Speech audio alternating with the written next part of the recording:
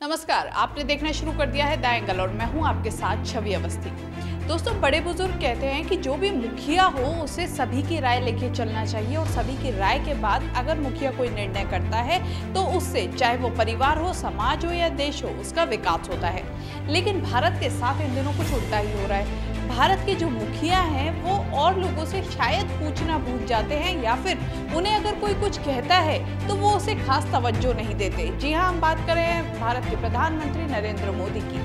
दरअसल प्रधानमंत्री नरेंद्र मोदी ने, आपको वो दिन याद होगा, थोड़ा सा फ्लैशबैक में लेके चलते हैं, जब 12 मई को टीवी पर आए थे और उस दौरान उन्होंने कहा था कि वो घोषणा कर रहे हैं जो भी इस लॉकडाउन के चलते, कोरोना के चलते बेरोजगार हुए हैं, जिनकी व्यवसाय खत्म हो गया है, जिनके पास व्यापार करने की कुछ नहीं बचा या जिनके पास पैसा नहीं है, उनके लिए 20 लाख करोड़ का एक पैकेज घोषित किया था 12 मई के दिन। अब उसी दिन जब ये पैकेज घोषित हुआ तो आपने भी सोचा होगा कि अब तो आपकी जेब में भी कुछ ना कुछ आएगा, थोड़ी राहत मिलेगी, क्योंकि इस लॉकडाउन की वजह से सब धंधे चौपट पड़े थे, नौकरियां चली गई थी, जो मजदूर हैं उनके पास रोजगार का कोई साधन नहीं बचा था। तब आपने भी सोचा था। लेकिन तब से लेकर अब तक आपकी जेब में क्या आया वो तो अब आप ही सोच सकते हैं। हमें पता है अधिकांश यही सोच रहे होंगे कि हमारे पास तो कुछ आया नहीं। तो यही आलम हर किसी का है। ये मत सोचिए कि आपके पास कुछ नहीं आया तो आपके बगल वाले के पास कुछ ना कुछ आया होगा, क्योंकि किसी के पास कुछ नहीं आया।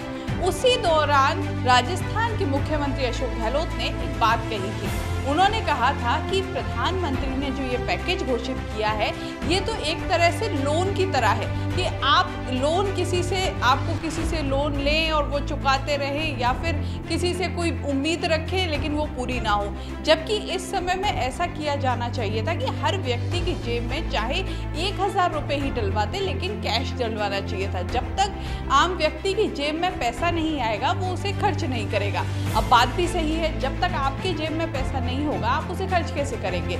जब तक आपके पास पैसा ही नहीं होगा आप बाहर क्यों निकलेंगे? और जो आपकी इच्छा की चीज़ें हैं, हाँ ज़रूरत एक तरफ है, ज़रूरत हर कोई ज़रूरत की जो चीज़ें होती है उन्हें लेने निकलता ही है, लेकिन उसके अलावा भी कई चीज़ें ऐसी होती हैं जिनकी आपको जो आप खरीदते हैं या जिनकी आपके परिवार में ज़रूरत पड़ती है या फिर आपके व्यवसाय में ज़रूरत पड़ती है, आप उन्हें नहीं लेंगे क्योंकि आपके पास पैसा ही नहीं है। यही वो सुझाव था जो उस दौरान राजस्थान के मुख्यमंत्री अशोक गहलोत ने और उन्हीं के साथ उस दौरान कांग्रेस के जो पूर्व अध्यक्ष राहुल गांधी ने, उन्होंने भी यही कहा था। उस दौरान भी उनकी तरफ से ये कहा गया था। अब राहुल गांधी का जिक्र चला तो उन्हें तो फिर ये कह के टाल दिया गया कि साहब इनको तो नॉलेज नहीं, या तो ये दूसरी पार्टी है और इनका काम ही प्रधानमंत्री को कोसना है। लेकिन अब धीरे धीरे जैसे जैसे समय गुजरा है, अब लग रहा है जो लोग हैं जिनकी जेब में कुछ नहीं आया वो सोच रहे हैं कि उस दौरान जो बात कही गई थी क्या वो सही तो नहीं थी। अगर आप भी ऐसा सोच रहे हैं तो सोचिए, क्योंकि वास्तव में सोचने की ज़रूरत है। अगर आप नहीं सोचेंगे तो फिर इसी तरह की स्थिति बिगड़ती जाएगी, क्योंकि अब मैं आपको एक जो बात बताने वाली हूँ उसे सुनने के बाद आपकी टेंशन बढ़ जाएगी। एक रिपोर्ट आई है हाल ही में, उस रिपोर्ट के अनुसार संयुक्त राष्ट्र की ये रिपोर्ट है, कोविड-19 महामारी के प्रकोप के चलते भारतीय अर्थव्यवस्था 2020 के दौरान 5.9% की कमी आने का अनुमान है। भारतीय अर्थव्यवस्था में अभी 5.9% की कमी आने का और अनुमान है, तो सावधान हो जाइए। इसी के साथ कहा गया है, चेतावनी दी गई है कि वृद्धि अगले साल भी पटरी पर लौट सकती है। मतलब अगले साल से पहले लौटने की कोई उम्मीद नहीं है। लौटेगी तो अगले साल लौटेगी और तब भी 3.9 होगी। तो आप इससे समझ सकते हैं। अब आप सोच रहे होंगे कि ये तो आंकड़ों का खेल है और ये हमारे कोई काम की चीज़ नहीं है। जिनके व्यवसाय हैं उनको सोचना चाहिए, लेकिन ऐसा नहीं है। जीडीपी जो गिर रही है, जीडीपी के बारे में हम लोग सुनते रहते हैं, घबराते रहते हैं, जीडीपी का सोचते हैं कि हमारा इससे कोई ताल्लुक नहीं है। लेकिन जीडीपी, सबसे पहले मैं आपको बता दूं क्या है। जीडीपी वो है जो आप पैसा खर्च कर रहे हैं। अब जो आप खर्च कर रहे हैं वही जीडीपी में जाएगा। चाहे आप अपने घर के लिए सब्जी ही खरीदने क्यों ना जा रहे हैं, आप अपने घर के लिए परचूनियों का सामान क्यों ना ले रहे हो, आप अपने घर के लिए कॉस्मेटिक क्यों ना ले रहे हो, आप अपने घर के लिए घूमने क्यों ना जा रहे हो परिवार के साथ, होटल में क्यों ना खर्च कर रहे हो, ट्रैवल में क्यों ना खर्च कर रहे हो, वो सभी जीडीपी में शामिल है। इसी के साथ बिजनेस में जो खर्च होता है, चाहे वो उसे आप किसी भी तरह इन्वेस्टमेंट के रूप में देख सकते हैं कि आप कोई मशीन खरीद रहे हैं या आप कोई किसी तरह का कोई रफ प्रोडक्ट खरीद रहे हैं, कोई पदार्थ ऐसे खरीद रहे हैं जिन्हें आपको बना के दोबारा से उसको बेचना है, तो वो सब जीडीपी में शामिल है। अंतर्राष्ट्रीय जीडीपी भी कुछ इसी तरह है, जब आप किसी देश कोई देश दूसरे देश से कुछ खरीदता है तो वो जीडीपी में शामिल हो जाता है। तो साफ तौर पर आप और हम भी जीडीपी हैं, क्योंकि हम भी जब कुछ खरीद रहे हैं तो वो जीडीपी में शामिल है। तो फिर हम ऐसा क्यों सोचे कि जीडीपी से हमारा कोई लेना देना नहीं है। अब दिक्कत ये आ रही है कि हमारे पास पैसा ही नहीं है, तो हम जीडीपी में कैसे पैसा देंगे, हम कुछ खरीद ही नहीं रहे, इसीलिए जीडीपी लगातार गिरती जा रही है। अब आपकी समझ आ गया होगा कि जो ये लगातार हम सुन रहे हैं टीवी में, लगातार अखबार में सुन रहे हैं कि अर्थव्यवस्था बुरी तरह तहस नहस हो रही है, जीडीपी गिरती जा रही है, उसका ताल्लुक आपसे कैसे है? उसका ताल्लुक आपसे ऐसे है कि आप खर्च नहीं कर रहे, इसलिए जीडीपी गिरती जा रही है। अब इसी जगह एक और पॉइंट दिया जाता है कि साहब जीडीपी में धीरे धीरे इम्प्रूवमेंट हो रहा है। अब वो इम्प्रूवमेंट कैसे हो रहा है वो भी सुनिए। इम्प्रूवमेंट ऐसे हो रहा है कि कई जगह जो कोरोना के लिए सरकार की तरफ से खर्च किया जा रहा है, कि अलग अलग पैकेजेस जो दिए जा रहे हैं, या फिर जो बाढ़ आई थी उस दौरान सरकार ने जो रिलीफ फंड दिए थे, और जो इस तरह के जो खर्चे हैं वो भी जीडीपी में शामिल है, और सरकार वो काउंट होते हैं उसमें। और उससे क्या होता है कि जीडीपी बढ़ती है क्योंकि खर्च हुआ है वहाँ से, लेकिन उससे विकास कहीं पर भी नहीं हुआ, वो तो सिर्फ राहत के लिए दिया गया है। तो ऐसे में देश कहीं भी विकसित नहीं हो रहा है, विकास की ओर अग्रसर नहीं हो रहा है। तो इसलिए यहाँ से साफ है कि अर्थव्यवस्था बुरी तरह खराब हो चुकी है।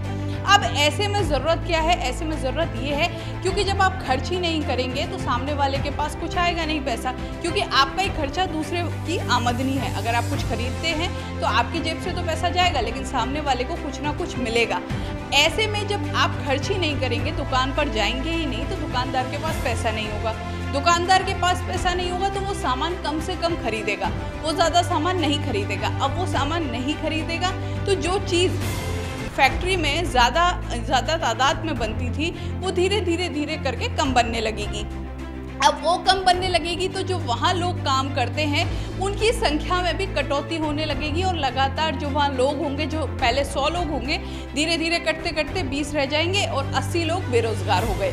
अब वो जो 80 लोग बेरोजगार हुए हैं उनके पास रोजगार तो है नहीं, पैसे आ नहीं रहे, अब वो खर्च कैसे करेंगे? वो खाएंगे क्या, रहेंगे कहाँ?